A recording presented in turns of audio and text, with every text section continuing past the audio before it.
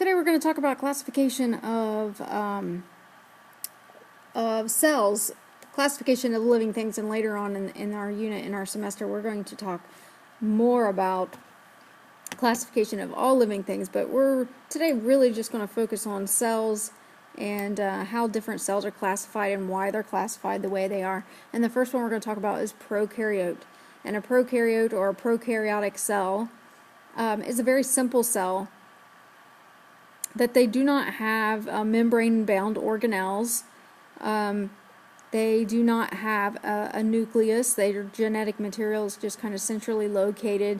They do have some ribosomes. They do have some other organelles, but they're very simple. And these are bacteria. And bacteria are the only prokaryotic cells there are. Okay, and later we will learn about there are two different kinds of prokaryotic cells, and we'll talk about those later on. But today we're just going to talk about the two different types of cells between prokaryotic cells and the second one, which is a eukaryotic cell, or a eukaryote. And as you can see, the eukaryotic cell looks much more complex. It has a lot of membrane-bound organelles that we have a nucleus with our DNA, or genetic material, located inside the nucleus, and we have lots of different organelles, lots of different ribosomes. These are things, plant cells, animal cells, fungi. All of these are eukaryotic cells.